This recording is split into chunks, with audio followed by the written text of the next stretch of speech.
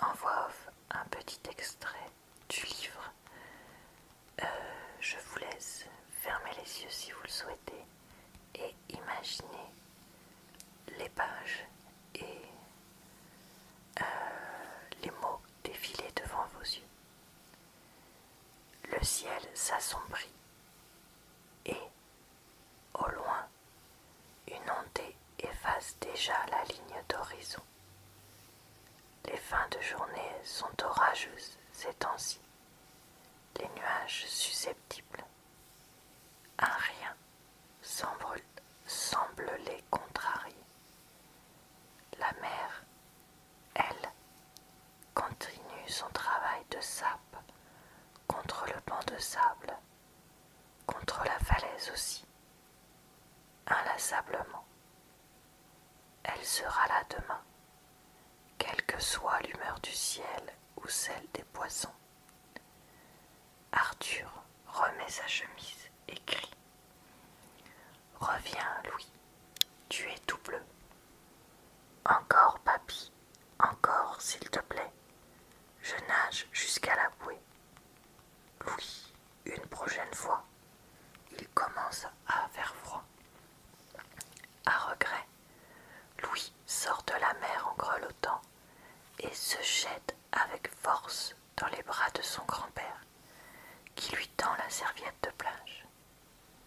Après quelques secondes d'un câlin tout mouillé, Arthur le sèche énergétiquement.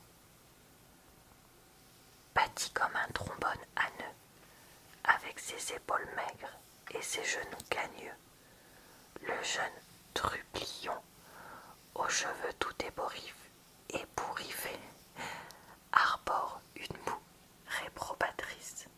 « Mais pourquoi tu m'as demandé de sortir ? » ?»« Parce que je t'entendais claquer des dents depuis ma paillasse. »« Même pas vrai, » bougonne Louis en s'affalant dans le sable. « Si, je te jure, tu vas attraper la mort un de ces jours. Je m'en fiche. » Transi de froid, le jeune garçon regarde avec envie le roulement des vagues qu'il semble l'appeler encore. À peine séché qu'il aimerait déjà repartir, plonger la tête la première d'un coup et se laisser porter par le courant sur le dos comme un poisson. Louis a 8 ans. À cet âge, le passé n'est qu'une virgule, le futur des points de suspension et le présent des interrogations. Dis, papy, elle est jamais fatiguée, la mer, de faire des vagues? Très bonne question, mon petit. On viendra vérifier si elle dort la nuit. La plage est quasiment déserte. Les touristes s'enfuient dès que le soleil se cache. À droite, leurs seuls voisins sont des grands-parents qui surveillent de loin la construction ingénieuse de leurs petits-enfants. Un château de sable géant censé résister à la marée montante. Ils ont l'air confortables, leurs fauteuils de plage, assez grabataires là-bas, fait remarquer le grand-père. Pourquoi tu ne t'en achètes pas un, s'enthousiasme Louis. Ce ne serait pas rentable. Je ne vais à la plage qu'avec toi. Et je te rappelle que tu ne me laisses pas beaucoup m'asseoir. Monsieur, je saute dans les vagues. Monsieur, je nage hyper loin.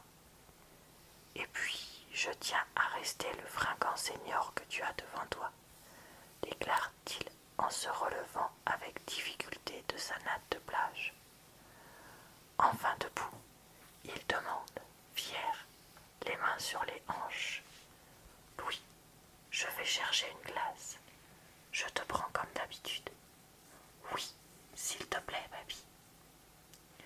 Voilà, c'est tout pour ma petite lecture. J'espère que ça vous a plu. Et on passe maintenant à mon avis sur le roman. Alors, qu'est-ce que j'ai pensé de ce roman? Écoutez, je l'ai moyennement aimé. Après, là, clairement, c'est une histoire de goût.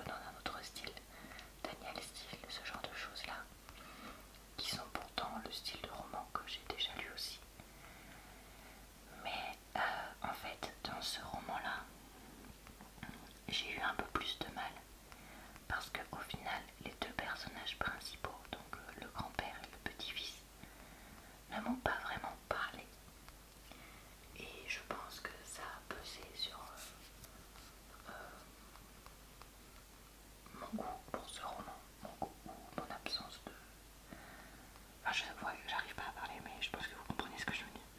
Voilà, j'ai eu plus de mal avec ce roman, c'est ça que j'essaye de dire. Parce que c'est vrai que, voilà, on n'a que finalement deux personnages et demi, parce qu'on en croise un ou deux autres. Mais voilà, c'est assez compliqué. Après, par contre, ce qui m'a plu et qui fait que j'ai quand même écouté le roman jusqu'au bout, c'était que pour une fois, on nous parle des difficultés dans une famille, de certaines absences, certains comportements à différentes générations qui ont du coup entaché la relation. Et je trouve que c'est assez rare de montrer ce genre de choses-là. On préfère parler des familles où tout le monde s'entend bien, où tout est facile. Et on a plus de mal à parler sans faire les grands drames, parce que là on n'est pas non plus dans un drame complet. Mais on a plus de mal à parler des familles où voilà, il y a comment dire, des choses qui vont pas et qui font du mal au cœur et qui font ouais, de la douleur sur longtemps. Et du coup, j'ai trouvé ça pas mal de parler de ça. Après, on nous fait des pseudo-suspens sur quel était le métier du papy. Pourquoi la maman ne lui parle plus, enfin bref, des choses comme ça. Bon. J'ai trouvé ça vraiment exagéré pour ce que c'était.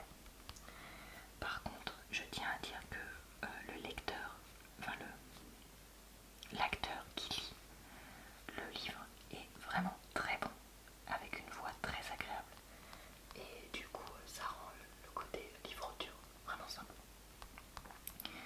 Donc voilà, écoutez, un livre qui ne, moi, m'a pas transcendé, mais qui, bon, pour faire passer le temps dans les longs trajets en voiture, s'écoutait parfaitement et qui justement n'était pas non plus trop prenant et qui permettait de rester concentré sur la route, parce que des fois ça m'est arrivé d'avoir des livres hyper prenants et heureusement c'est le genre de livre vous les écoutez que sur l'autoroute et encore parce que sinon t'es pas assez concentré.